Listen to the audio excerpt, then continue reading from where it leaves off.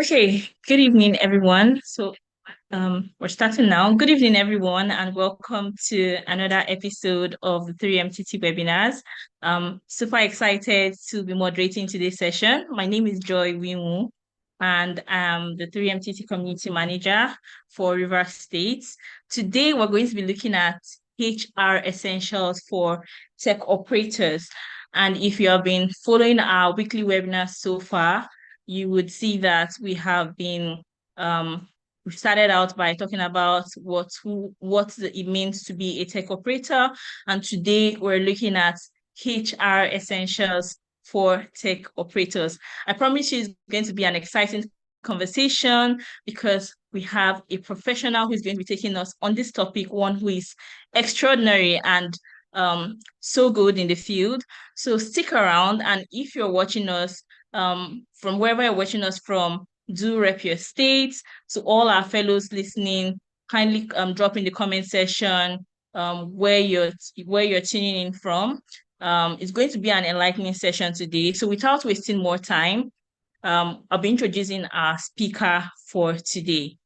So with me here is Liz, and she is the former director of human resources at MCOPA, the pioneer and global leader of connected asset financing that offers millions of underbacked customers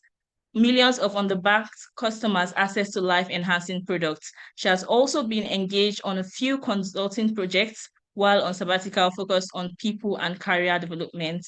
Um, at this point, I'll be calling on Liz to say hi to our audience and tell us more about herself. Hello, Liz. Over to you, please. Hello, everyone. Yes, as Joy has introduced, my name is Liz Nyakwea. Excited to be here, sort of talking through a couple of HR essentials. I am dialing in from Nairobi, Kenya, so excited to be joining from wherever everybody is. It's exciting to be part of this program and, excited to work with, impart as much knowledge as I can today. Thank you. Thank you so much for being here, for taking out time to do this out of your very busy schedule. So would delve right into the topic. And to everyone listening, if you do have questions, we'll have leave some room to take questions towards the end of today's webinar. So do well to drop your questions in the chat section, and we'll be looking out for that. Thank you. Over to you, Liz. Thank you so much. So excited again to be here. I think we all know like HR is such a broad topic. And so I did get a guidance on what areas to focus on. And so today's essential are going to cover three areas. So talent acquisition strategies, onboarding and employee engagement. Onboarding and employee development. So those are the three areas that we're going to focus on today. That being said, I'll just jump right into talent acquisition strategies. Maybe to just quickly talk about what are talent acquisition strategies. So a lot of the times you have to think about your people. They're the ones who drive your organization forward. They're the ones who produce results for your organization. And so talent acquisition speaks to how do you bring these people into your organization? How do you find them, identify these stars that you're going to bring into the organization? And what I'm going to focus on in this section is actually how to focus your strategies on talent acquisition. So I think I'll start like, how do you win at talent acquisition? And I think that that's a core question at the end of the day that people will ask themselves as they embark on this. And I think the first and important thing that we must always think about is building your employer brand and your employer value proposition. Now, what is an employer brand and what is an employer value proposition? And basically, this is the image that the company projects to be able to attract and retain talent. Basically, you're crafting a compelling image, and an appealing identity that will be able to attract, to pull candidates towards you. And this is based on things like your culture, your work practices, and basically your reputation in the market as an employer. And this is not something that you just build in one day or one week. It's something that you have to progressively invest in over time to actually create that awareness of who you are as an employer and be able to attract people to you. And some of the ways that you can do this is actually building, a very compelling presence on a lot of your social media channels. So, whether it's LinkedIn or Twitter or even just your website, talk a lot about who you are as an organization, what type of culture you have, what are the work conditions that people work with, what are the opportunities for growth, and speak about your employer value proposition, which is what's that unique thing about you that makes people want to work with you and attract people to you. And an easy way to do that. So like if I was to give my experience, so one of my roles before I became director was actually a recruitment manager. And one of the things that I had struggled with when MCOPA was not a very well-known organization was how do you reach out to people and they're asking you, who is MCOPA? Of course, that might not be the case now, but it was the case then.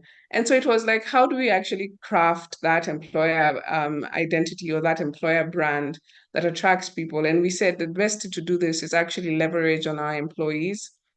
So that they can become our own brand ambassadors. And so, became this campaign to see what are the testimonials that they can offer? How do they talk about us more in their experiences on social media? So critical to actually being able to build an employer brand is getting that brand, is getting a brand ambassadors amongst your employees. The other way is just constantly showcasing what it is like to work in your organization through your website. So crafting content that actually showcases who that is. And so this is something that you progressively do over time so that you create that pull effect to your organization and you're attracting candidates that are aligned with your values, they're aligned with your work ethic and what you'd like to see in the organization. The second thing that you must think about when you're trying to win a talent acquisition is refining your recruitment processes so that you can amplify your candidate experience. So a lot of the times people are not clear about what the steps are. So you haven't defined this in advance so that you can actually be able to communicate to whatever candidates you're doing is this is what the process is going to be. These are the steps that you're going to go through in this process. This is how long it's going to take. Because the experience that the candidate has going through your interview actually determines whether they like the organization or not, whether they're willing to recommend other people to, work with you as an organization. But also in terms of your process, you're thinking about what tools and systems are you using to actually amplify and make the process easier for people to be able to communicate with you, to be able to ask questions, and so that you can be able to monitor what's going on in the process and keep people updated at the end of the day. So making sure you're very crystal clear as you think about, this is a role that we're putting out. Are you clear about what steps are going to be followed? Have you had that conversation with the hiring manager, or are you as a hiring manager, are you clear on what process you're going to take your candidates through? Because it's important to communicate that to them so that they are clear on the expectations and then follow up. Make sure that you're communicating. If you say we're going to give you feedback by Monday next week, that you actually follow up and keep in touch. If there are things that are changing in the process, make sure that you're constantly making the candidate experience a wonderful one so that they're actually excited about working for your organization and they're willing to continue engaging with you. The third thing that I want to talk about in terms of winning a talent acquisition is diversifying your sourcing channels. In this day and age, you can no longer just, rely on, oh, we've posted it on our website, or we've only posted it on LinkedIn. There are so many, depending on the criteria, the different industry that you are in or the different specialization that you're looking for. If you're thinking about tech, there's things like Reddit and Stack Overflow and so many other options right now where communities, where people come together as communities and you can actually post these jobs.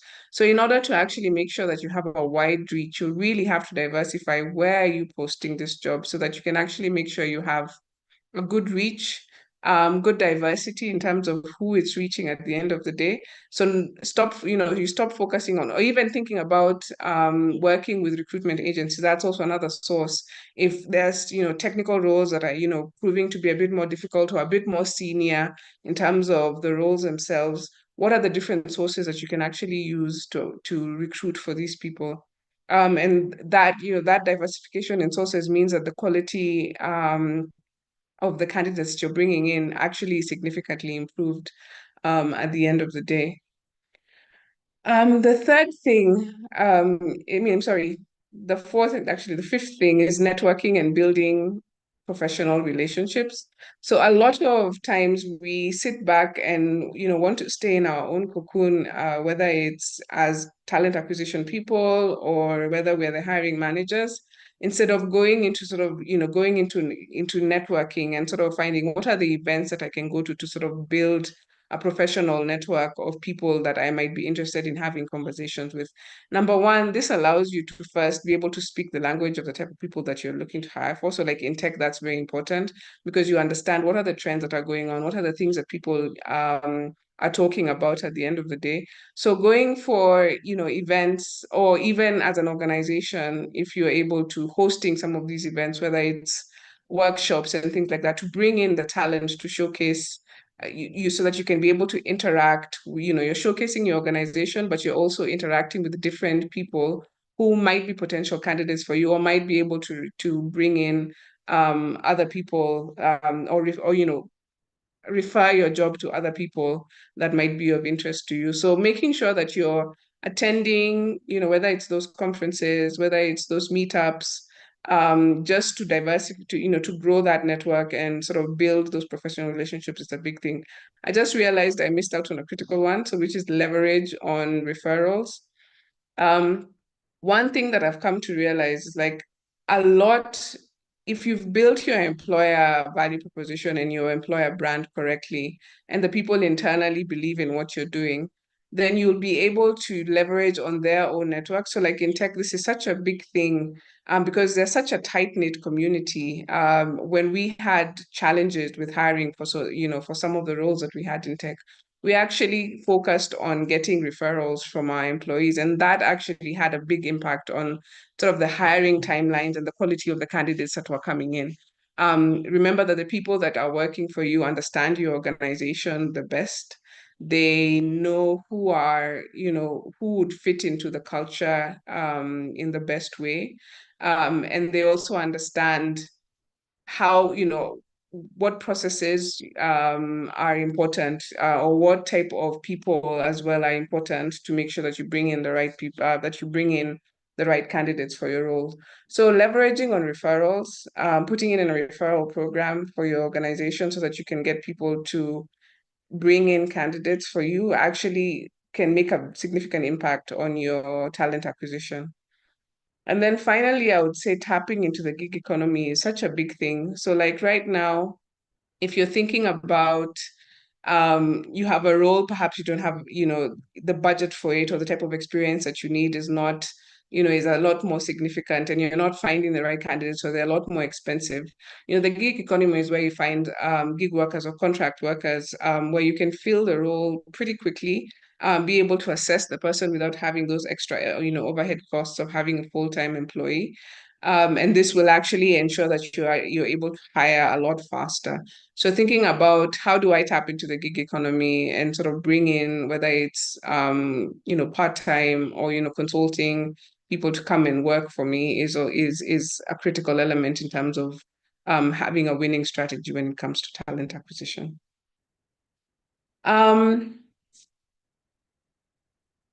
I did want to add sort of a few tips when it comes to sort of talent acquisition. One, in this day and age, making sure that you refine your job descriptions. I don't know, there are times when you can look at a job that has been posted, and just based on how it's structured or the wording or how it's described, you're like, I'm not even sure whether I want to apply for that role or not. So making sure that you're refining those job descriptions so that they're a lot more crisper. They're talking about the organization and, what I've talked about in terms of branding, talking about the impact of the role, clarifying the responsibilities. And these days, you can actually use, AI tools to actually streamline that. Just so that when you're sending out, because the job description actually talks a lot about you as an organization and how you think through. So making sure you're refining those is, a critical element of what you need to do. Um, Focusing on the candidate experience, as I've said, as you're thinking about refining your recruitment process, thinking about the experience that the candidate is going through is so critical because the type of it will determine actually whether they want to work with you at the end of the day. So if your process is, I think if you've had this experience, there are some organizations that have reputations of having long drawn out 10 phases of the recruitment process, lags in communication. And it just means that you're not going to attract as many candidates because, it's such a hard process to be able to work with you. So focusing on the candidate experience is such a critical component of, talent acquisition. And then develop and nurture your talent, your talent pool, or what you would call your talent pipeline. So here you're trying to build on a pool of candidates that you can always come back to. And this, includes how are you engaging them actively? So are you doing a personalized approach where you're checking in with them every so often? So this might be someone who might be passive or might be a candidate who was not necessarily successful in the initial, maybe there's a better candidate, but you still want to keep them warm just in case another role does open up. So how do you develop and nurture that talent pool? Are you sending newsletters to keep them updated on what's going on and what jobs are open? This is something that you're seeing happening a lot, that nurturing element of keeping and engaging and personalizing the experience of the candidates. So they keep thinking of you and they know that, okay, there is a potential organization that's interested in me. And you have a ready pool when that time comes and a requisition opens up for recruitment, you already have candidates that you've been talking to and keeping warm as you go. You'll see a lot of this in as I go. It's like leveraging on software and technology. Like I can't emphasize the impact of having a great application tracking system in your organization. If you are able to, so not different organizations at different stages of growth. But I remember initially when we started off and didn't have an ATS, that process of going an application tracking system, of going through all the CVs that had come through, of scheduling. Like a lot of the software and technology that's there right now is so important because it will help you streamline that process, make it easier for you in terms of flow, and just cut a lot of time that you would spend, because these days, it has tools in terms of being able to classify your candidates and do a lot of the selection for you in advance if you've put in the right sort of parameters at the end of the day. And then tap into your talent analytics. This is so critical because it will help you identify which are my strongest sources of candidates, what nurture approaches are working best, how can I forecast the needs of the organization better because I'm seeing the trends in terms of whether it's where we are growing or where there's attrition. And you can plan forward to make sure that you're ready for the next, talent acquisition cycle. And then finally, I believe implementing feedback loops, at each, whether it's at each stage of the interview process, getting the candidate experience in terms of understanding how was the process for them. Are they clear on what's going on? This will be such a critical element in terms of being able to improve in future what you're trying to do for the organization, in terms of for the organization when it comes to recruitment. So is it that what are your feedback? What are your timelines in terms of giving feedback to employees? Sorry, to potential candidates. Is it that the process is drawn out? Is it there's something wrong in terms of how the engagement with the hiring managers went, or yourself, and finding ways that you can improve that process so you make sure that you're winning at talent acquisition. Joy, I don't know whether I should just go to the next topic, or do we want to open up some questions around talent acquisition? Yeah, you can continue. I'll just check through the chat session if we have any questions, and then we can ask that once you're done. Fantastic. Moving on to the next topic. You've done all this work of finding, of sourcing and finding the right candidates. And now you have to think about, how do I bring them or into the organization in a good way so that they integrate very well. And the first thing is that there are what I call the 6 C's of onboarding. These kind of help you structure and think through how will onboarding flow within the organization. And the first one is compliance. So this is where you think about your housekeeping. This is where you're thinking about your mandatory onboarding, tasks that you need people to do. Whether it's the paperwork, equipment, things like that. Those are just more compliance things, and you sort of need to get them out of the way. So thinking about compliance is key as a first element. So how do you make sure those things are tackled? The next thing that you must think about is clarification. So how do you make sure that anybody new coming into your organization is clear on their roles and the expectations of the role that they're coming into? How do they know what they need to do, at what time, in what way? And making sure that they're clear on that will be a critical component of what you think about when you're onboarding.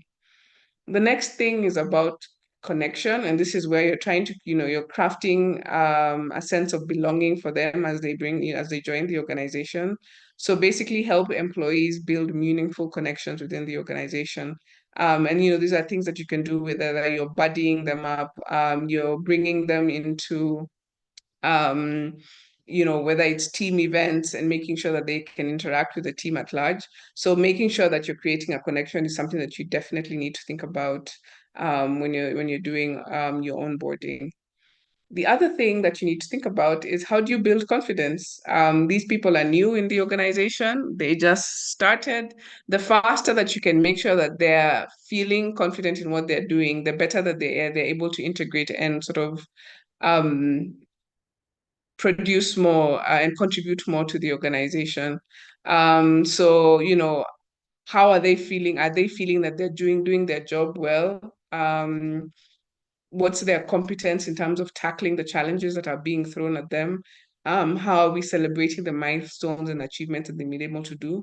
And so you're focusing on the value and the impact that they're bringing to the organization so that you can build that confidence for them as they're new in the organization. And then the other thing is about the culture. So how do you make sure that they're able to understand the norms, the values, the stories, and the symbols within the organization? So how do you integrate them into that, into the organization in terms of, this is how we do things. These are the things that we hold close to us in terms of our values. Here are stories that tell you about how we live these values within the organizations. This is how we utilize our symbols to actually showcase that this is how we are living up to those expectations of what we've set in terms of our culture and values. And then the 6th C is check in, and check in or check back. So providing ongoing support and sort of getting feedback on how the process is going. Where do they need additional support? Where are there gaps and things that you need to sort of think about as you improve your onboarding process? So these are critical things. When you think about what the onboarding structure looks like, you think about the 6 C's so that you know where to integrate them within your process. So a lot of the times I ask this question in terms of who's responsible for HR, and most of the times the answer that usually comes back is that it's HR.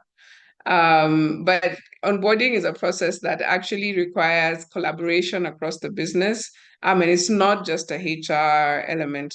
So HR, there is elements of what HR onboarding would do, and a lot of it is that compliance piece that we talked about.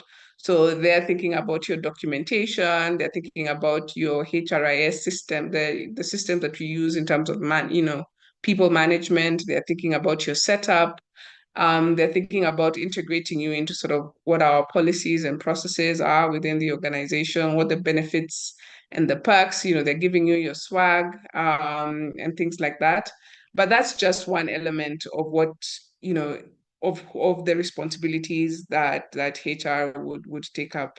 There is the element of organizational onboarding. And here we're talking about things like what the overview of the company is. This is where we're talking about culture, norms, and values. This is, where we're talking about an introduction to the different functions, an introduction to the leadership, an introduction to the products and services that are offered. And this does not necessarily only fall. And so what I would encourage is, you bring in other people, whether it's department heads or leaders. So it's always good, like, in our case, we would have, the company overview and history done by our CEO, for all sort of people that are onboarding, and sort of creating that connection already with the leadership team so that people feel okay, this leadership team is actually really connected to what we're trying to do, as employees. Give them an opportunity to ask questions in terms of things that they're not asking. So when it comes to organizational onboarding, there is responsibility that goes further than the HR team into leadership and heads of department and other functional leads, in terms of bringing them to integrate so that they can talk about better. They would probably even find better examples to talk about the values and the norms within the organization. If you're talking about culture, finding people who can story tell. So it's not necessarily just about HR coming and saying, hey, these are the values. It's finding people in the organization who can actually story tell about, this is how our culture is lived. These are examples of how, it's showcased within the organization. And even sort of creating commitments, helping people create commitments of how they will live these values, in terms of, on a day-to-day basis, based on the stories that have been told and how they can actually live them. And then manager and team onboarding. And this is critical because the connection that the person makes with the team and with their manager will actually, impact how successful they are in their role at the end of the day.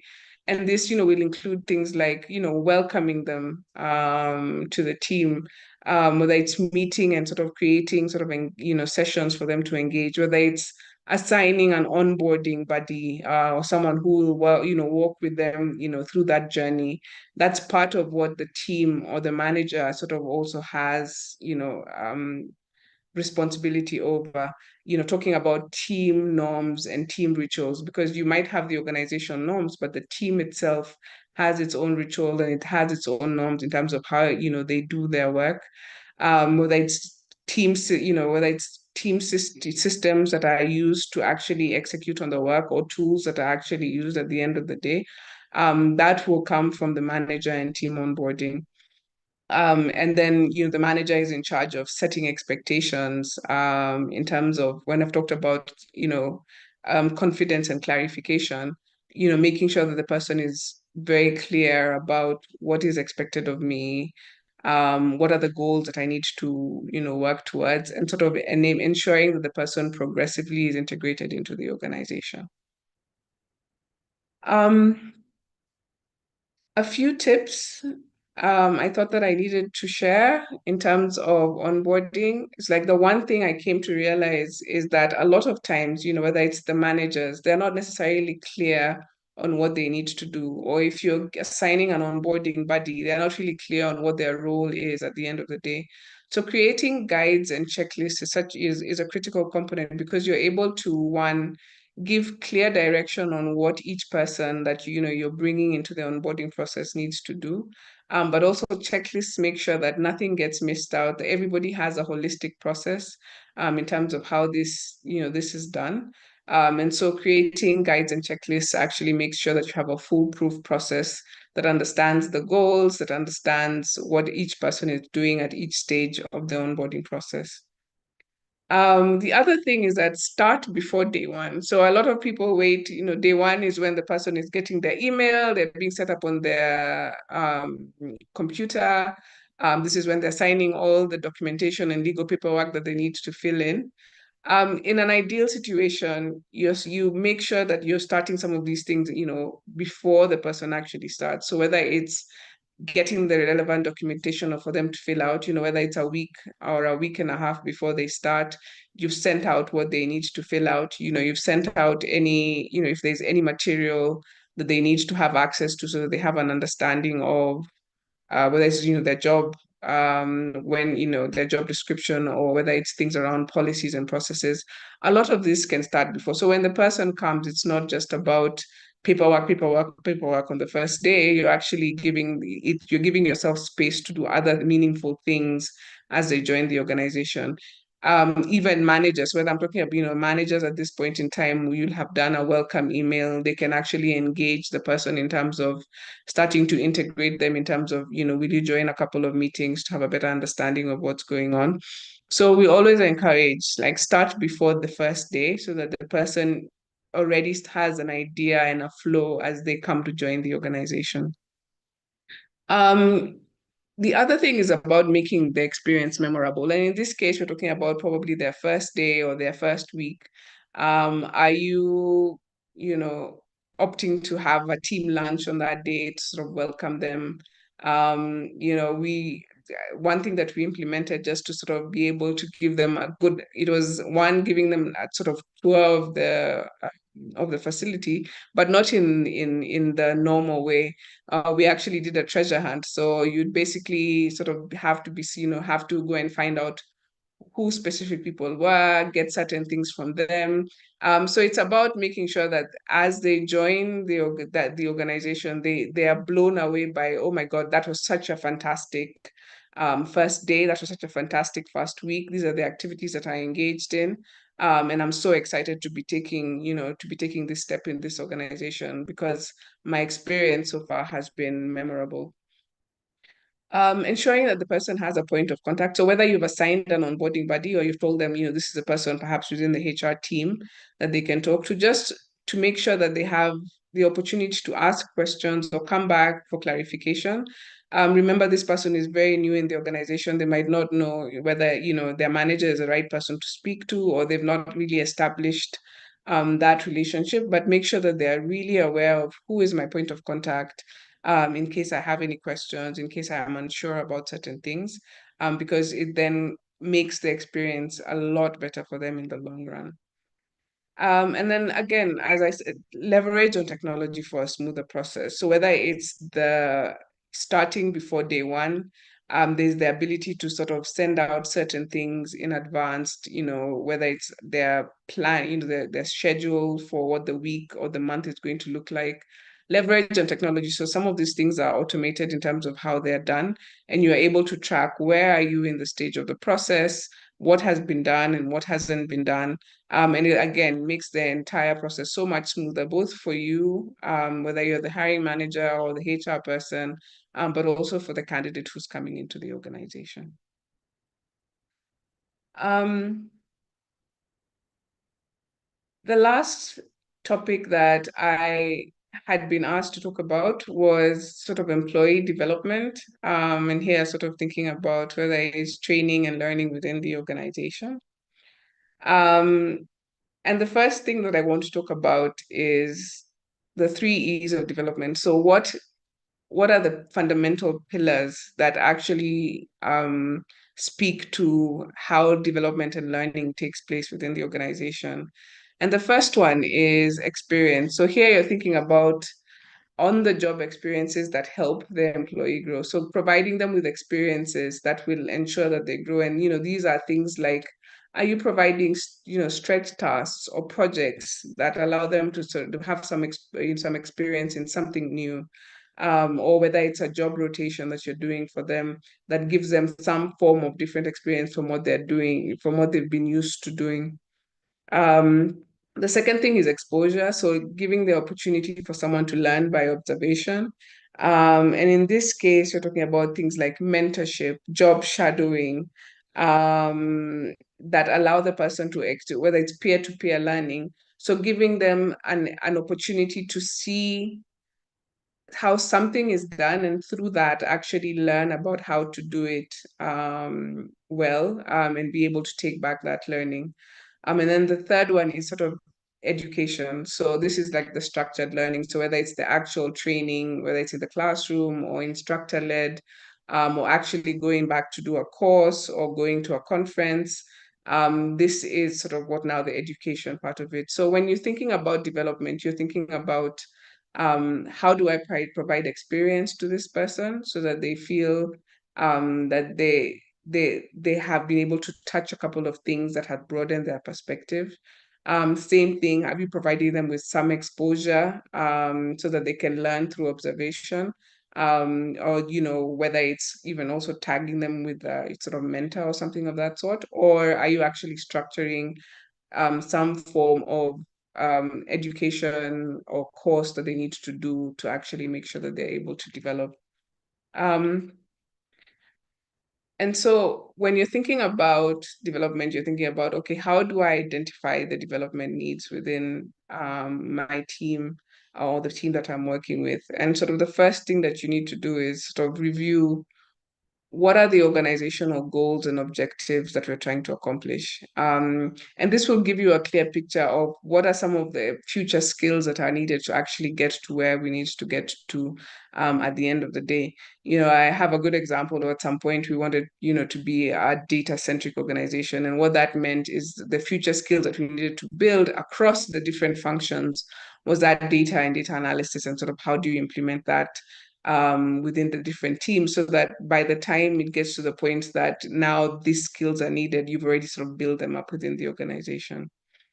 Analyze the job roles, sort of, so you can identify where the gaps are. So here you're talking about skills gaps. So how are, roles expected to be delivered versus how they're being delivered now, and what are the gaps that you're seeing that need to be filled out in terms of developing the people who are actually performing in those roles. And most of the times, it's your managers who will be able to provide a good idea on how to do this. Performance evaluations also provide a good highlight on development areas. So as people have discussions on where, what went well, and what didn't go well, and what are some of those things that can be filled in by developing the people. Maybe it's how people engage with each other, or whether it's problem solving that is not going well. Performance evaluations can actually provide you with a good insight in terms of, okay, here are development needs that need to be focused on and brought forth so that we can focus on how people learn. Getting manager and employee feedback, just based on what are they seeing within their teams in terms of what they need to grow into, how the team is expecting to execute, and where they're seeing gaps is also something, so they can provide insights on these are the areas we feel we need to develop and get learning and sort of training on. And then thinking about industry trends and changes, that's also core, because think about it now, AI is taking a big chunk of interest at the moment. So you're thinking about, okay, we don't want people to sort of end up losing their jobs. In fact, they're saying while some jobs will be taken over, a lot more new jobs will be coming up. So based on that, you can think about, okay, what are the things that I need to do in terms of upskilling and reskilling the organization, so that we don't find ourselves in a place where a lot of those things have come and overtaken us. And so monitoring that will give you an idea of where do I need to sort of focus development on. And then, of course, consider compliance and regulatory requirements. So depending on the space that you're operating in, a lot of these things need to come up, and you can think about, okay, because we need to enforce these compliance requirements, these are the things that we need to then train our teams on to make sure that we are compliant or the regulatory needs are met. And then that will then inform what type of training that you look at. So the compliance and regulatory ones will end up with something like, a mandatory training for your organization, for all your staff in your organization. So everybody has to go through, you establish what the cadence of that is going to be. The other thing, the other type that would come up is sort of soft skill training. So whether you're thinking about communication, when you're thinking about problem solving, when you're thinking about people working as a team, then you're able to establish, okay, hey, these are some of the needs that we need to think about from a soft skill perspective.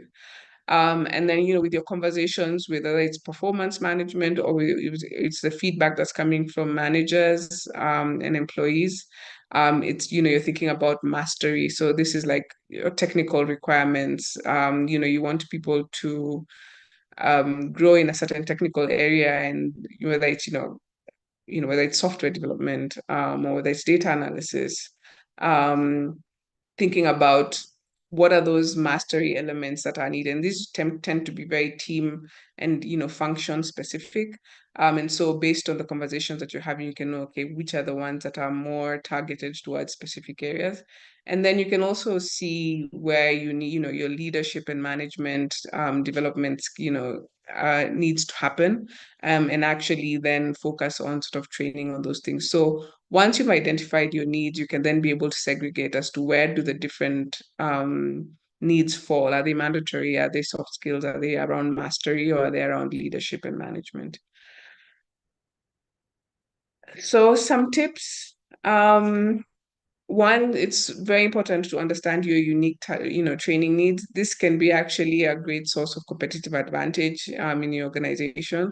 So, like I've said, if you're saying, okay, we want to be a data-centric organization, upskilling the majority of your workforce around those things actually means that you probably have a competitive advantage in terms of how your people are better able to look at data and data sets and trends and be able to then make strategic decisions based on the analysis that you're doing. So understand what your unique training needs are and sort of being able to um, focus on those and what gives you the most competitive advantage.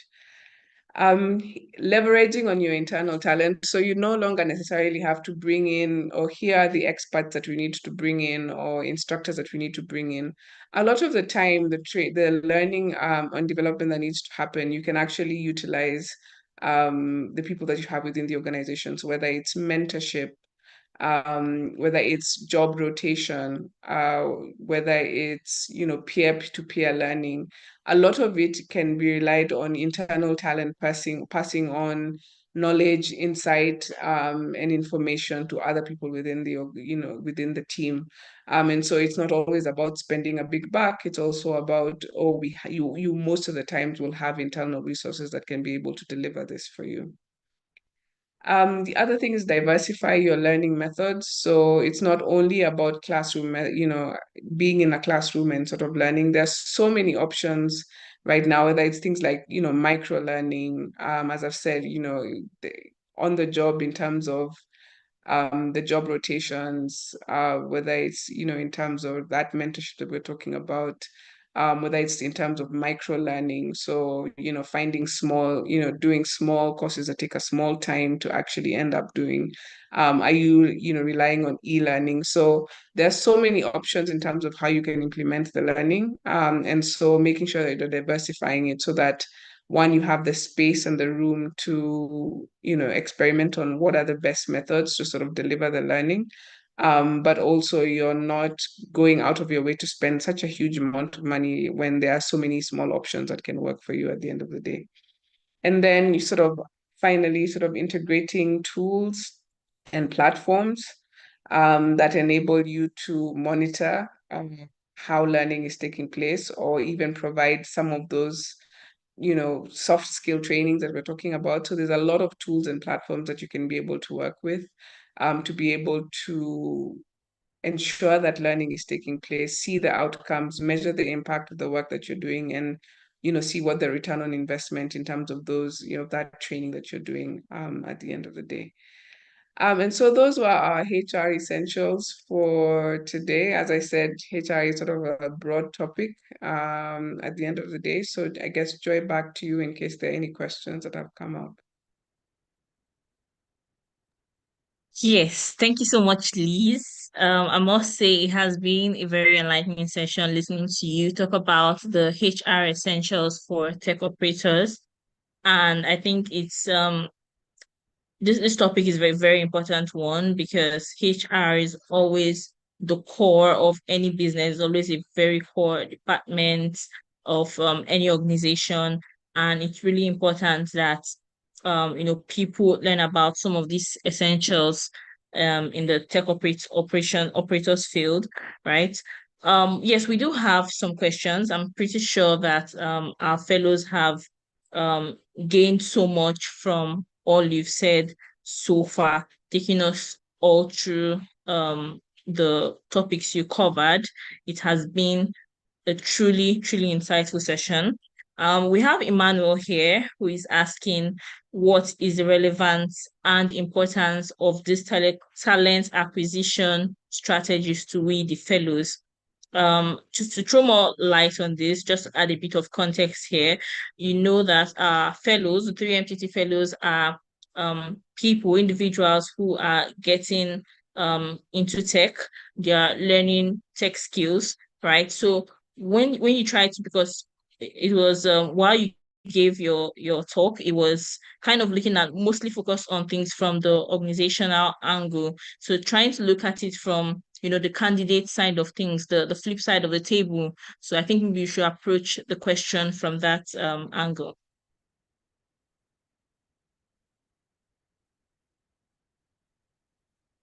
You're muted. Okay. So, yes, so if I approach the question, so like, what is the importance of the strategies for Yeah. candidates?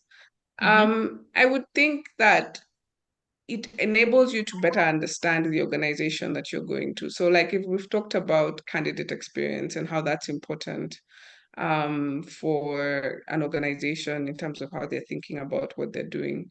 Your experience as a candidate can tell you a lot about the organization that you're joining. And so, based on how they've structured it, your experience as you go through it, it will tell you a lot about the culture of the organization at the end of the day. Thinking about employer brand, and employer value proposition, it's pushing you as a candidate to find out a lot more about the organization. Go, do your research on them and see, what type of culture do they have? What values do they hold close to them? What type of work environment do they have? Do I understand, the benefits, the growth opportunities that are there for me as I join this organization? Have they laid it out? What type of reputation does this organization have? So that you're not getting in and shocked. You're like, oh my God, this organization is in no way aligned with who I am as a person, or the likelihood that I'm going to be able to grow my career is so limited. You're able to do that research in advance. Yeah, thanks so much. There's also another question here that says, talking about leveraging on referrals, what about what about a potential candidate who might have been of impact in an organization? Okay, I'm not sure I understand this question. Okay, I think this person is asking when you're leveraging on referrals, um, but you have like people who you're supposed to recommend. How do you kind of blend the two? I don't know if I'm actually interpreting it correctly because I'm not sure it was typed out. Did you really get that? So basically, are they asking how they make the recommendation, or?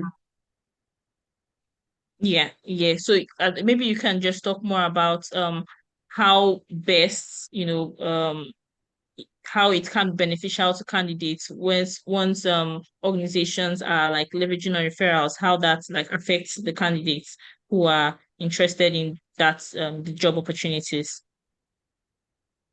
So in most cases, it's not that maybe, and this is probably how I understand that, probably, there's people who have applied um, directly, but then there's also this opportunity for referrals to be brought in. A lot of the times, referrals come in where you're not having a lot of success with a role. And so, people are not applying directly in the way that you'd want. And so you want to leverage on the referrals that come through the team to be able to actually, make your talent pool a lot stronger in terms of what's coming in.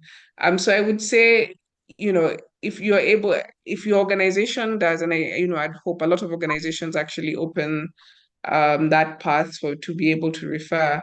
It's about just showcasing what this person is bringing to the table, why you think they're a good fit for the role at the end of the day, and sort of maybe talk about how they would fit into the culture and sort of the norms of the organization. I don't know whether I've answered that question correctly. I feel like um, Yeah, yeah, I think you've answered it to the best of your ability because the question wasn't very clear. So hey, to whoever asked the question, I think that was from Emmanuel. If that wasn't clear enough, do well to rephrase your question and ask again. And thank you so much, Liz, for sharing the answer to that. Um, Also to everyone listening, to our fellows, we have the feedback form that has been shared in the chat section.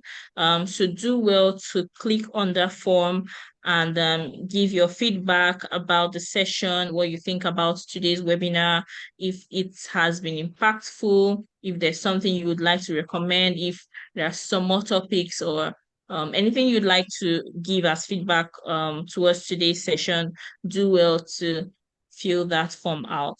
And as we're drawing towards the end of today's webinar, also do well to leave some very nice words for our speaker today. She has done justice to this topic, speaking extensively about HR essentials for tech operators. So we'll just take a few more questions before we call it a day. We have Jacob asking, um, we have Jacob. Okay, let's take Ebenezer's question first. Ebenezer is asking, with the tech industry always changing, what are qualities that HR look out for in candidates to ensure that they can meet up with evolving trends? I think first, You just muted now. You're muted, Liz. my apologies. So I think the first thing that I'll say is you're looking for the person's, agility and the ability to adapt to new situations. So how fast are they able to pivot, if certain things come their way? How fast are they able to think on their feet and find solutions and pivot and go in a different direction? The other thing that they will, tend to look for, especially with the changes in tech, is like how are you keeping yourself abreast with those changes? Like how well versed are you? Are you thinking? Are you looking through what the impact of those changes would be in terms of your role or in terms of the industry at the end of the day? What are the things that interest you? How do you see them playing out? So that ability to actually see and understand and do research and sort of have a better understanding of what's going on is, so, it's very important. And I guess emphasizing on that lifelong learning is something that, HR people will be looking at. So are you a person who is constantly curious about how do I understand this more? Are you engaging in active learning to actually make sure that you're not left behind and keeping up with those trends that, are being talked about or that are happening within the market? Thank you so much for that, Liz. We also have a question here from Jacob. Jacob says, how can I learn the HR for tech? So I believe he's asking for as someone who is interested in tech, how best can he learn how to get into the HR field, specifically in the tech industry? I guess honestly, it's about how are you, are you taking the time to actually sort of, research and understand? So like, remember I said, the networking part of sort of winning a talent acquisition. So how active are you in terms of going for those events that are sort of tech centered to better understand what's going on in the industry? What are some of the tools and processes that you're doing? So you can be able to speak the language in terms of what is expected and sort of be able to engage with them. And looking for organizations, when you're looking for a role, whether it's within HR, is looking for those organizations that are very tech focused. And if you've been doing your networking right and you've done your research and you're understanding what's going on within the tech space, then it's easier for you to sort of be able to integrate with such an organization in sort of the HR field. The other interesting thing is you might, in fact, be, we've had instances of people who are within the tech industry, working in sort of various functions, but because they have an interest in the HR or the people side of things, they actually go out of their way to start off in one area and then sort of make the move and the transitions into HR from another side. So you don't necessarily have to enter directly into HR. You can also see, you enter through a different role, but because that is your passion, you can always work towards it.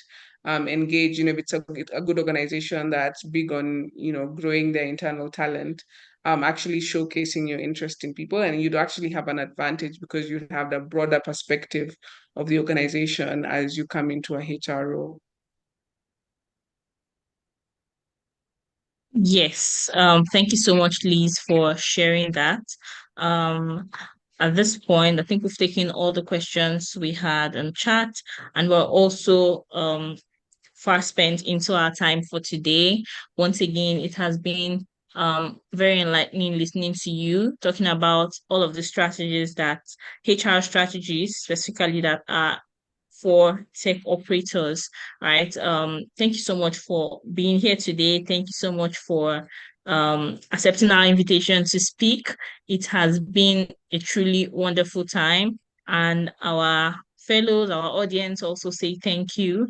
The chat section is buzzing with thanks, words of thanks to you for Thank being you. so impactful today. Yes, thank you so much. And that brings us to the end of today's session.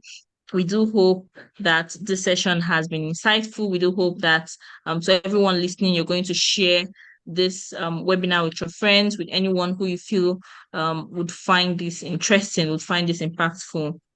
Thank you guys once again for joining us on today's episode. And until next time, until next week, see you again. Bye, everyone. Bye. Thank you so much for your time. Thank you.